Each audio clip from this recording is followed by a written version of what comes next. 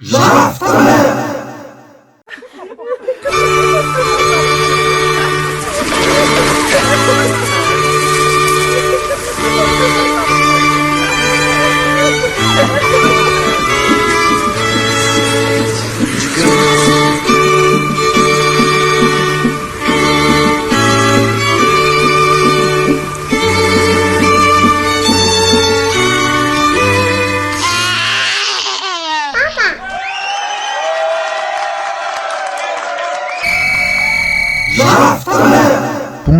et bienvenue dans le numéro 43 de Jaf ta mère, l'émission sur RLP 102.3 liée à la problématique de la famille et d'éduquer ses enfants dans les contextes parfois de séparation. Aujourd'hui, une émission avec Madame Dominique Mas, experte psychologue sur l'île de la Réunion depuis un certain temps et qui a coécrit avec Monsieur Cambefort un ouvrage chez Ballant qui s'intitule La violence intime, violence familiale, extrafamiliale et éducative. Nous verrons dans cette première émission 4 paragraphes: la présentation, le livre, le silence des victimes avec l'écoute, les difficultés du parcours et enfin soigner. Mais tout ceci, ce sera après des nouvelles d'Arnaud. Arnaud que nous suivons depuis un certain temps maintenant, parce que son cas est malheureusement caractéristique et significatif. Voilà,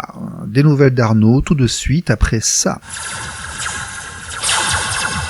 Voici maintenant le témoignage de la semaine.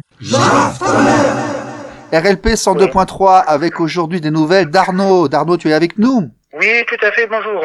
Bonjour, donc je vais récapituler ton histoire qu'on suit depuis maintenant un peu plus d'1 an. Tu es en conflit parental depuis 2 ans, madame était partie avec le bébé qui était ton 2e enfant, tu as la garde de ton premier enfant. Le petit, tu l'as retrouvé après un droit de visite dans un autre département il y a 1 an avec la marque des 5 doigts sous la joue gauche. Il avait quel âge à l'époque ? Il avait 2 ans ? Il avait 2 ans, oui. D'accord.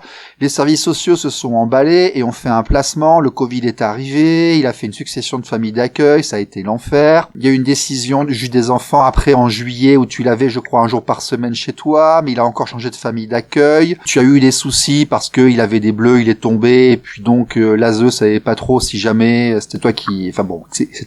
C'était compliqué encore. Et là, tu as eu une nouvelle décision. J'ai lu le jugement, donc je dis aux auditeurs que quand je fais passer quelqu'un, j'ai lu les pièces. Si vous voulez passer, il faut me donner les pièces. Ça sert absolument à rien de demander si j'ai pas les informations, parce que ce qu'on dit ici, c'est de la réalité. Et là, maintenant, le JAF, juge familial, qu'est-ce qu'il a dit la dernière fois, là, fin décembre? Il a dit que, vas-y, explique-nous. Alors, la cour d'appel, j'ai fait appel à la décision du JAF. Au départ, j'avais un week-end sur 2, la moitié des vacances. Et la cour d'appel a contrecarré l'avis du JAF en m'octroyant la garde de mon fils, en inversant les rôles, d'un week-end sur 2, la moitié des vacances pour mon ex-compagne. D'accord, donc le juge aux affaires familiales, alors que ton enfant est placé en famille d'accueil dans un autre département, t'a attribué la garde de ton fils de 3 ans, qui a 3 ans maintenant. Est-ce que ça signifie que ton petit dort chez toi? Non, pas pour le moment, il est encore placé. Alors, qu'est-ce qui va se passer maintenant? Il va se passer que le juge va se dessaisir du dossier pour le faire transférer à... Mais je vais demander le placement à domicile si vraiment le placement ne peut pas être levé. Donc en fait, l'imbroglio, c'est que tu as un juge aux affaires familiales qui t'attribue la garde, mais que un juge des enfants, un JDE, lui, par contre, a instauré un placement. Donc, on va dire que le JDE est plus fort que le JAF, et donc le placement reste, même si toi, tu as obtenu la garde au niveau du JAF. C'est compliqué, c'est complexe quand même, hein. Oui, très complexe. C'est pour ça que je réalise pas pour le moment que j'ai la garde de mon fils, parce qu'il n'est toujours pas à la maison. J'ai le papier, mais mon fils n'est pas là. D'accord. Et que dit l'ASE? L'ASE préconise aussi un transfert de dossier, étant donné que Loïc doit être à domicile chez moi, quoi. Donc l'ASE préconise un changement de département, mais il préconise aussi de le mettre chez toi? Non, par contre, non. Alors qu'il y a 6 ou 7 mois, par contre, il voulait qu'il soit chez toi. Oui, tout à fait, tout à fait. Et ce qui est incompréhensible, c'est surtout le fait que mon fils continue à se faire des bleus tout partout. Que ce soit chez moi, il se cogne, chez sa maman, la famille d'accueil, à l'école, il se fait des bleus. L'inquiétude des services sociaux, c'était que mon fils, il avait toujours des bleus. Mais cela prouve bien que ce n'est pas que chez les parents qu'il se fait des bleus, c'est que c'est chez tout le monde. Donc, le motif du placement, c'était les ecchymoses qu'il avait sur lui, mais il continue à en avoir même avec des professionnels. Le placement n'a pas lieu d'être, n'a plus lieu d'être en fin de compte. Et là, en fait, je crois qu'il en est maintenant à sa 5e famille d'accueil, c'est ça? Oui, c'est ça. Alors, Et il va que devoir se changer de passe-t-il? famille d'accueil à la fin du mois. On va passer en 6e. Comment ça s'est passé avec cette 5e famille d'accueil? Ça s'est très mal passé. Ça s'est très mal passé dans le sens où je ne savais jamais ce que mon fils y faisait. Je n'ai pas su ce qu'il faisait à son anniversaire, ni à Noël, car je n'avais pas pu l'avoir. Quand j'ai demandé des nouvelles de mon fils, je ne les avais pas, ou par goutte à goutte, vis-à-vis de la référente ASE. Mais ça s'est très mal passé. J'ai même eu une main courante à mon encontre, parce que j'ai tout simplement dit à mon fils, ne t'inquiète pas mon loulou, je vais tout faire pour te sortir de là, ce n'est pas ta place là où tu es. Qui a porté la main courante? La famille d'accueil qui a été conseillée par la référente ASE. D'accord. Est-ce que tu as pu souhaiter un joyeux Noël à ton fils? Et une bonne année? Non, pas du tout. Bah non, t'as pas pu. D'accord, t'as pas pu. Ok. Bon, écoute, par contre, je crois que tu m'as dit que t'essayais d'être conciliant avec la maman, de faire que ça se passe un petit peu mieux. Et puis, écoute, sur la durée, t'es en train de mettre des éléments en ta faveur. Donc, nouvelle épreuve judiciaire en février, tu m'as dit? Oui, le 15 février, je repasse en audience pour savoir s'il y a reconduction ou pas du placement. Mais d'après l'ASE, il demande la reconduction du placement. Oui, mais toi, t'as des pièces maintenant. Tu as l'élément du JAF qui dit que normalement, tu as la garde. Oui, tout à fait. Bon, il faut dépayser tout ça pour ton département de domicile, ne serait-ce comme ça pour limiter ton détrajet et puis que tu sois dans une juridiction qui soit plus proche de toi. Et surtout, faut pas trop traîner parce que plus les placements durent et moins ils aiment, en fait, ils aiment pas déstabiliser les enfants, donc ils aiment pas les changements. Faudrait tout à fait. Voilà, faudrait que ça se réduise. Ok, très bien. Écoute, bon courage à toi, merci, à bientôt. Merci, au revoir. RLP. Radio libre en Périgord. Bonjour, aujourd'hui sur RLP 102.3, nous sommes avec Dominique Mas, qui a coécrit avec Jean-Pierre Combefort un ouvrage sur les violences éducatives. Madame, vous êtes avec nous? Oui, je vous entends très bien. Bonjour. Merci de prendre ce temps depuis la Réunion. Comment va la Réunion? La Réunion va très bien, sous un ciel bleu, en tout cas à Saint-Denis, et un soleil de 30 degrés, et des conditions Covid très privilégiées. Bon, très bien. Mon gazon est blanc et l'herbe craque quand je marche dessus. Pourriez-vous, s'il vous plaît, Madame Dominique Mas, vous présenter et dire quel est votre parcours, votre bio, qui vous êtes, afin que nous comprenions d'où s'exprime la voix que vous allez nous donner aujourd'hui? Eh bien, c'est simple. J'ai fait des études de psychologie et j'ai essentiellement travaillé comme psychologue clinicienne en pédopsychiatrie, c'est-à-dire la santé mentale des enfants et des adolescents et de leurs familles, bien sûr. Et ensuite en CMPP, Centre médico-psychopédagogique, au sein d'une équipe pluridisciplinaire à Saint-Denis de la Réunion. Toute mon expérience professionnelle s'est déroulée à l'île de la Réunion. J'ai aussi exercé en libéral, je continue toujours à travailler en libéral. Et par ailleurs, j'ai aussi réalisé pas mal d'expertises psychologiques, d'abord en étant commis par les juges, puis après en qualité d'expert près la cour d'appel de Saint-Denis de la Réunion. Alors, nous allons quand même dire que vous avez 2 DESS, un de psychosociologie des organisations et un de psychologie clinique et pathologique.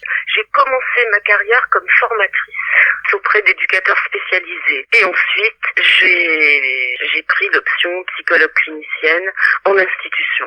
D'accord, très bien. Donc vous êtes intervenu en psychologue de 85 à 93 à La Réunion, puis en CMPP à Saint-Denis jusqu'en 2013, actuellement en libéral. Vous êtes retraitée, madame? Oui, je suis retraitée. D'accord, donc vous avez en fait une expérience de combien d'années? Écoutez, je n'ai pas compté, mais en gros 30 ans, plus de 30 ans. D'accord, ok, très bien. Donc je pense que nous pouvons dire que vous savez de quoi vous parlez. Je pense aussi, mais après je ne connais pas tout. Écoutez, nous allons parler de ce livre, La violence intime, violence familiale, extrafamiliale et éducative, chez Ballant, au tarif de actuellement 20 €. On le trouve dans toutes les grandes librairies, sur les sites concernés.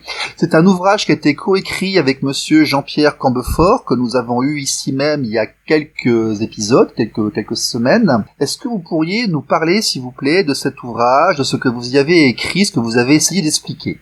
Alors, en fait, j'ai utilisé comme prétexte quatre histoires que j'ai reconstituées de mémoire, inspirée de ma pratique connue,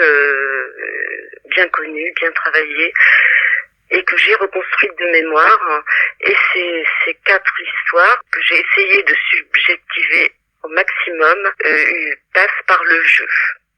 Le jeu d'une victime de violence intrafamiliale, et le jeu d'une victime de violence sexuelle quand elle était placée, parce qu'à La Réunion on plaçait des enfants comme bonne à tout faire dès l'âge de 8 ans, c'était tout à fait banal. Une autre situation, une femme victime de violence conjugale qui a voulu entraîner dans la mort son fils et elle, et qui ensuite a été tuée par son mari peu de temps après parce que elle n'était pas restée en prison. Un troisième cas, c'est une violence que je qualifie de violence extrafamiliale. C'est le cas d'un viol sur une jeune femme de 30 ans. Et puis, dernier cas, là, ce n'est pas de parler au jeu, ni écrit au jeu. Je donne la parole à un mur, le mur d'un appartement qui assiste impuissant à la maltraitance sur un nourrisson. Voilà. Et j'ai pris ces 4 situations dramatiques pour faire le point, me positionner par rapport à toutes les questions que ces vies me posent en tant qu'être humain d'abord et en tant que psychologue et en tant que professionnel. Des questions sur le silence des victimes, la parole des victimes, le parcours des victimes, les institutions de prise en charge et les maltraitances institutionnelles. Voilà dit en quelques phrases ma démarche.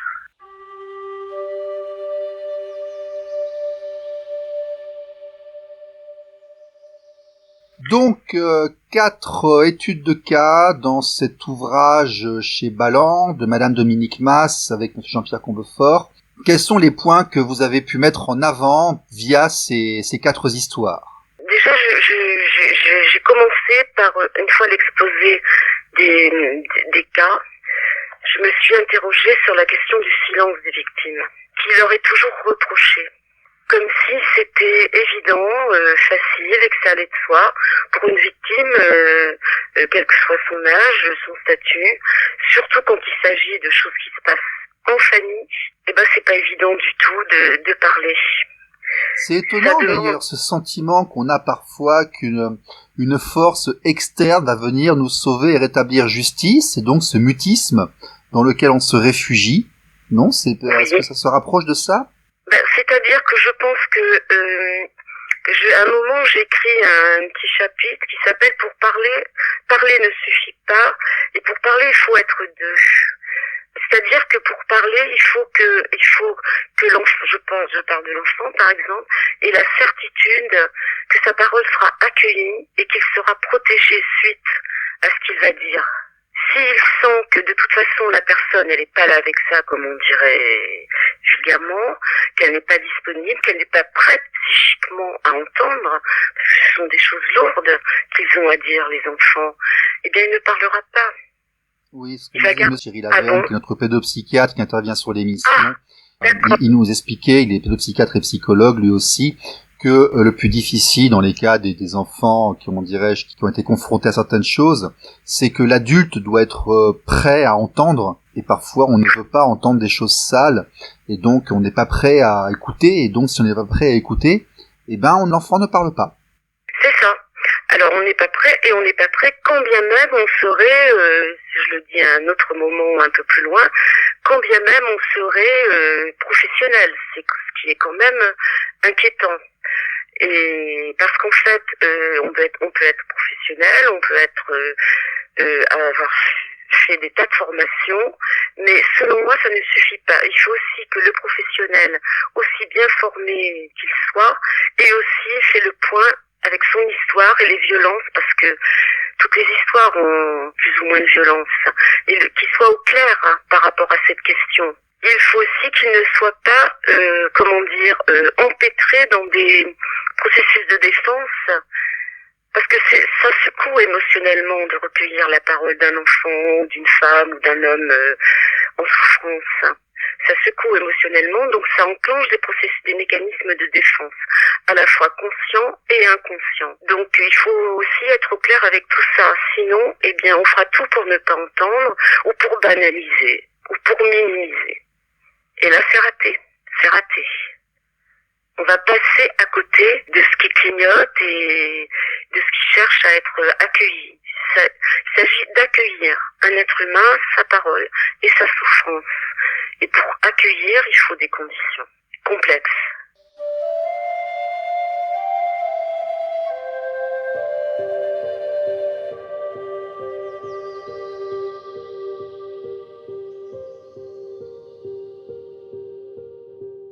Voilà donc le mutisme, le silence, la prise de parole pour l'enfant victime ou l'adulte victime, et qui est important chez le thérapeute et le professionnel. Et vous me disiez qu'ensuite démarre le calvaire, le parcours en fait, la suite. Oui, c'est ça. C'est-à-dire qu'en fait, ensuite c'est la dimension du dépôt de plainte qui intervient. C'est cet épisode-là qui va se mettre en place, où les parents portent plainte si l'enfant a été agressé sexuellement ou maltraité, ou c'est la victime elle-même, adulte, qui initie ce dépôt de plainte. Tout en sachant que je n'ai pas les chiffres sous les yeux, mais c'est régulièrement répété sur toutes les ondes, très peu de victimes, là on parle des adultes, portent plainte. Il semble que les chiffres soient quand même. Donc il y a quelque chose. Alors il faudrait s'interroger pourquoi ce chiffre très faible de dépôt de plainte par rapport aux faits, on va dire, allégués. Et je pense que c'est l'indice que le parcours institutionnel qui va être infligé, je dis bien infligé aux victimes, en général, il y a toujours des exceptions bien sûr, heureusement, et un parcours du combattant où elles peuvent se sentir très souvent maltraitées, ou incomprises, ou mal accueillies, voire dissuadées de retirer leur plainte. Ou culpabilisées, disons-le carrément. Hein. Oui, ou culpabilisées, bien sûr, tout à fait. Donc ça, c'est un parcours, je pense, qui mériterait de se passer autrement mieux. Il faudrait que les choses changent à ce niveau-là et que les conditions soient vraiment réunies pour que ce ne soit pas une épreuve ou un parcours du combattant. Vous êtes en train de nous dire qu'à La Réunion, le système judiciaire est dans un état aussi lamentable qu'en métropole ? Eh ben non, justement. Bon. Non, justement, parce qu'enfin, là, je vais vous parler. Je ne fais plus d'expertise psychologique depuis 2013. D'accord. Donc, voilà. Bon, mais je me tiens au courant par mes collègues de tout ce qui se passe. Franchement, ce que j'ai vu de mon expérience à La Réunion, et ce que j'ai découvert de ma petite expérience à Paris récemment, en ce qui concerne un dépôt de plainte, par exemple, pour un enfant qui serait agressé sexuellement, La Réunion n'a rien à envier à Paris, et à la brigade des mineurs parisienne.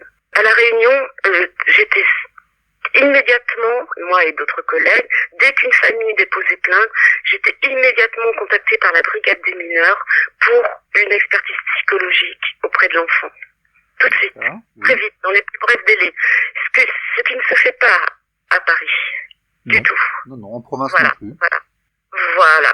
Donc ça déjà c'est un point très fort parce que j'étais, mettons, la deuxième à recueillir la parole de l'enfant et à émettre un avis et à produire mon rapport très très vite. Je faisais en sorte pour que la justice ait mes conclusions et les éléments que j'avais recueillis auprès de l'enfant le plus vite possible. Voilà. Attendez, je m'avance un peu parce que j'ai un cas en mémoire, un dossier que je connais bien, d'une enfant qui est revenue de l'école avec une blessure localisée.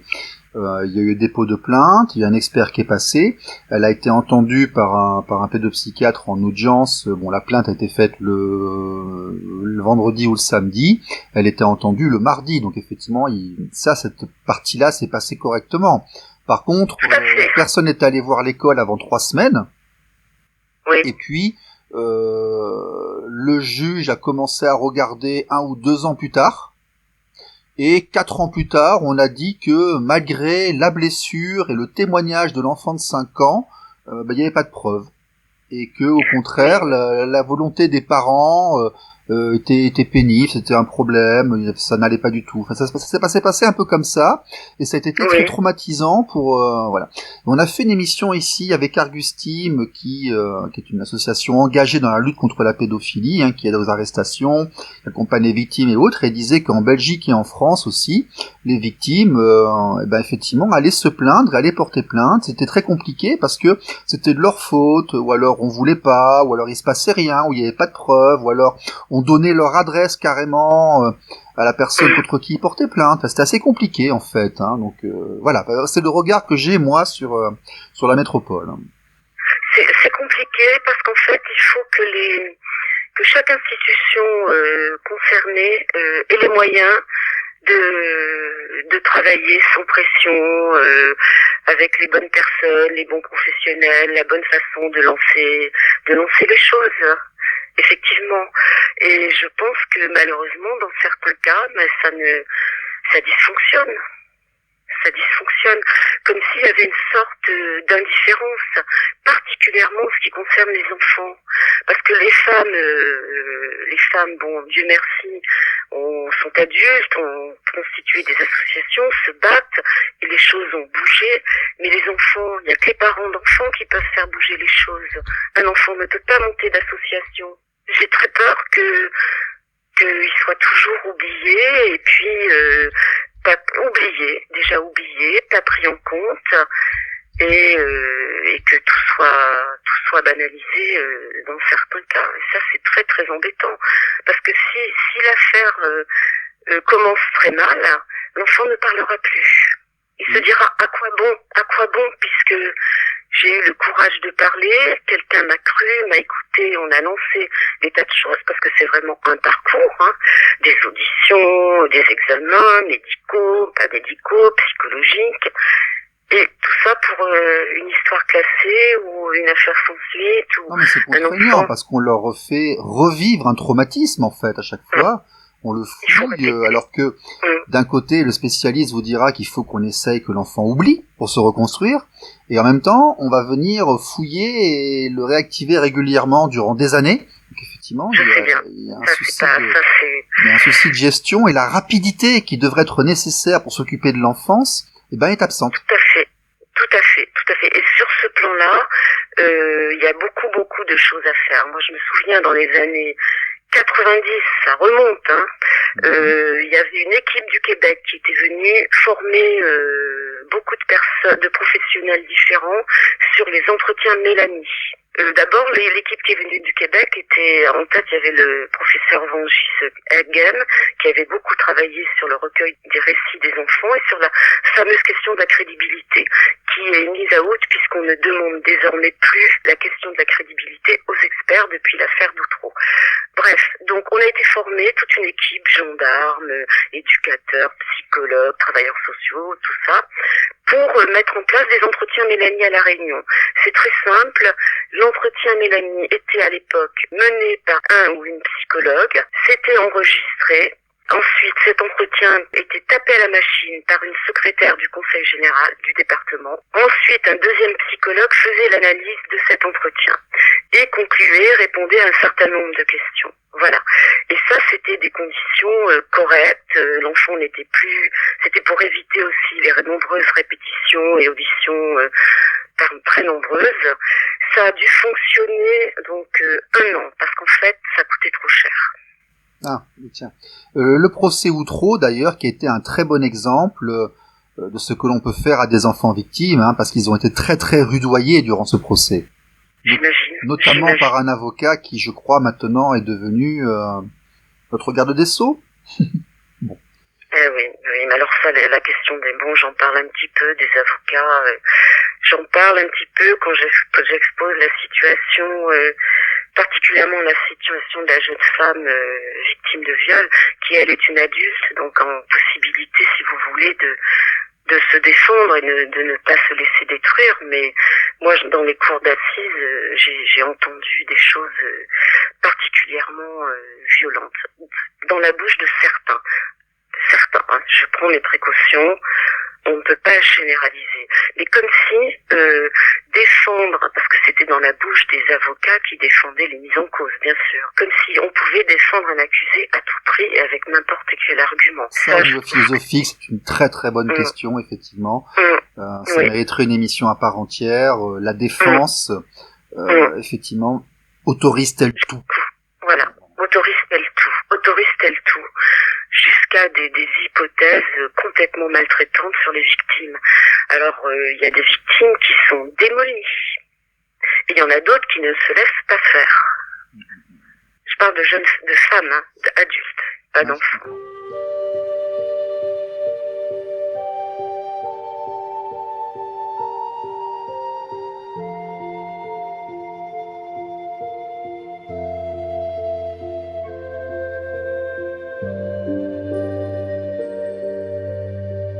Donc effectivement, le mutisme, la prise d'information, réussir à être à l'écoute des victimes de violence, pour se rendre ensuite compte que le parcours de cette victime dans l'institution sera parfois long, chaotique et douloureux, mais je suppose qu'ensuite, une autre facette de votre métier, c'est le soin, c'est guérir, c'est se remettre du traumatisme et de la violence. Tout à fait. Alors il y a déjà une chose importante à souligner, c'est que par exemple, si on prend la question des enfants victimes d'agression, on sait très bien que plus l'accueil de sa parole se déroule dans les meilleures conditions possibles, plus le parcours des institutions se déroule dans les meilleures conditions possibles, et surtout, plus la famille se mobilise autour de l'enfant, mieux il va pouvoir avancer. Oui, ça on l'a remarqué aussi très souvent, la façon dont est géré un incident ou on va dire un épisode a presque plus d'importance que cet épisode lui-même. C'est important de le gérer correctement avec... C'est ça. En sachant que c'est difficile parce qu'aucune famille n'est préparée à ça. Oui, bien sûr. Personne n'est préparé à ça. On est dans l'impensable. C'est quelque chose qui tombe dessus, mais auquel personne n'est préparé. Alors, donc, la dimension du soin, c'est complexe.